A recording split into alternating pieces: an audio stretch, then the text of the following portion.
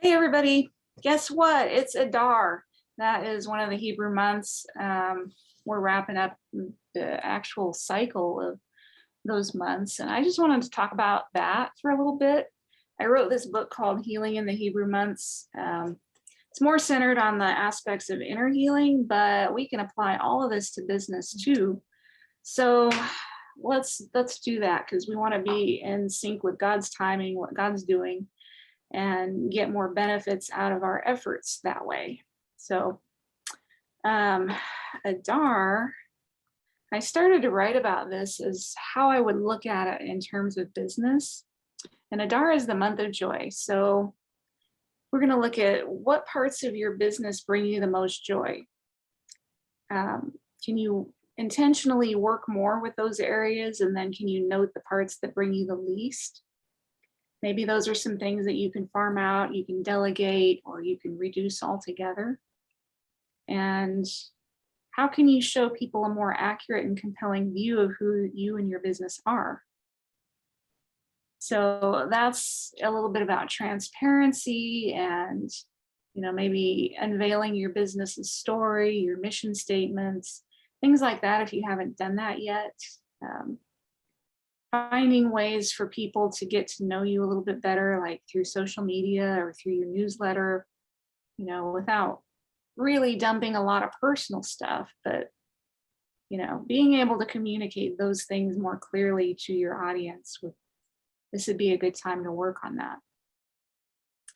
And then I wrote, sooner or later, we're faced with a choice to step up to a high calling with our name on it, or to settle for a life that will never satisfy. The other aspect of Adar, and the one that I have really zeroed in on lately, is this is a month for supernatural provision. So it is a place where we are able to think about leveling up and what that would look like, and asking God for, how we're going to be able to finance that. A couple days ago, Tuesday, today's Friday as we're recording this, I had a meeting, and it was a big expensive proposition on the table. And it's a fairly new dream, a fairly new idea. I was never interested in this before, but I just feel my heart tug in that direction. And I'm like, okay, this must be God, because I've never been that kind of person to be interested in that thing. But, my spirit is wanting to go that way. And like, oh, it's not practical. And maybe it's practical. Maybe I can make it work. And all this rationalization going on. And so I wind up having this meeting, and I'm just going to check it out and see. And I'm like, okay, I'm in. I don't know how I'm going to pay for it, but I'm in. And the phone rang. I let it go to voicemail because I'm in a meeting, When I finally get the voicemail checked out, this lady is offering me these two big fish. Like, she had got all these fish and she wanted to give me two of them to be specific. So during the month of Adar, the constellation overhead is Pisces. And don't get all weird about astrology, because this is God's Mazzaroth. He was there first. So he has his own symbology of what Pisces actually means. And it's supernatural provision. It is also like evangelism, where you go vertical with God first, and you hear God and you receive from God, and then you go outward to all the people, which is what I plan to do with this particular thing that I would be purchasing. It would be dual purpose for that, because one of the side benefits of it is I hear God very, very clearly when I'm doing this thing. And I frequently get reduced to rubble because of it. And that doesn't happen in any other situation. So that was a selling point for me. But, just getting those fish and going, okay, this is the promise. I'm on the right track. She had some other little things, the number 139 was Psalm 139 for me, which talks about being, God knowing you before you were born in your womb, in your mother's womb, and all of this purpose. And it was just cool. So yeah, she somehow got 139 fish and wanted to give me 2. She kept saying 139, it was such a specific thing that I had to look it up. So that's my little Adar fish story. Yeah. But Alice, I know you had a take on all of that. Oh yeah, the joy thing. So one of the things that I've really focused on with this year, just in the kind of I more intentionally this year, in the transition from 2021 to 2022, I sat down and I looked at, I have several businesses, and I don't really plan on getting rid of any of them in particular, but I just really sat down and thought, okay, what is working and what is not working, and prioritized my goals for this quarter, which we're coming up on the end of, with what is working. So, and it's interesting that you mentioned newsletters and communicating more with people. That is one of the things that I have been very much focused on this quarter, and I plan on continuing that. And that seems to be, it was kind of a trial of just testing and combining several of the things that I've been doing, and hopefully putting it in a form that was more accessible for people and kind of hit them where they were, so it could be of the most benefit to them. So, and it's working well. So that's kind of cool. And I got all fancy with them, which you don't have to necessarily do. So, and interestingly, so the 2 of the businesses that I'm looking into purchasing, and theoretically, barring any unforeseen events, I agreed to purchase them the first or second day of Adar 1 this year, and I should sign the papers to actually purchase the last day of Adar 2. So that's kind of, and this is a year with a double Adar, so double blessing, double portion of joy. So we've been in Adar for a while now. Yeah, since February 3rd. I just looked it up. Yeah. Most of the year so far has been Adar. Yeah.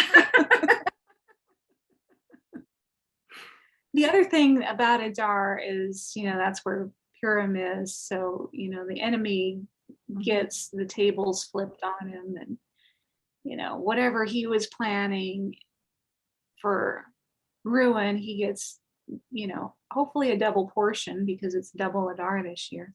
But that was another thing. Laughter is our warfare. So laughing at whatever the enemy is trying to throw at you is actually warfare, part of the joy component. So one of the things that has been the accusation that's been coming at me since the first day of Adar is that I refuse to educate people. Now, I don't know if any of you follow Freedom Flowers, but literally all I do is educate people. So it's just like, where in the heck is that coming from? And it was coming from like so many different aspects. All these people start all of a sudden saying, oh, you refuse to teach me about this. I'm like, no. So I've actually kind of doubled down. I wouldn't really plan to, but besides just laughing at that statement, I've been teaching more. I've been teaching locally, like we were talking about in the deplatforming thing, where you need to reach out local. And I've been teaching different things, and I'm more renewed in my conviction to keep doing that and to keep moving forward and pushing paradigms and exploring new things and then passing that on. So if the idea was to stop me from doing that and getting me to throw up my hands, then yeah, I've only doubled down. field. So you want to look at where the accusations been coming from lately and, you Mhm. know, respond appropriately. Yeah. I have a Facebook group called Healing in the Hebrew Months, and we have like this whole laugh thread of people can post their accusations and we can help them laugh at it and see how ridiculous those things are. Yep. Yeah. So we'll look forward to Yeah, hearing we'll from you in the probably, comments as to like what's been happening with you. So now that you're looking at it more with this lens. So, and how can you, I mean, I don't think looking for the joy in your business is just an Adar thing. There may be a specific grace for it, but definitely whenever you're watching this or listening to it, then think about how you can embrace the joy. Mhm. So Yeah, and we if it's all plan to, drudgery, you're gonna get lost. So yeah. we're not designed for continuous ongoing, just all the time drudgery. So there has to be elements of joy in there. Yeah. Not that there aren't some things that Definitely. are tedious. Running a business is hard, and if you're not having fun, Mhm. you're not going to last. It's just not sustainable because it requires so much of you. Yeah. And not to say that everything is fun and that you like everything and that everything just makes you super happy. That's, that's not what we're saying, because it is, like Seneca said, it's hard and it is hard work. But there needs to be a heavy dose of and elements of enjoyment and joy. And so We're generally doing our taxes in Adar, and very few of us think that's fun. But that's another fish portion, because Adar is the month where Jesus said to go fishing and get the coin out of the fish's mouth to pay the taxes. So that's where your supernatural provision comes in, and that's where another fish story comes in. But we plan to update you monthly like this on what's going on and how to really step into that in your business, what to look for. yeah, that's a good reminder for us as well. It is, because I was just like, oh shoot, I forgot to like look at the joy, and I know I need to, because Yeah. I was just mentioning I'm feeling a little bit overwhelmed with everything. So Mhm. got to get back to the joy parts. Yes. All righty. Y'all have a great day. We'll see you next time.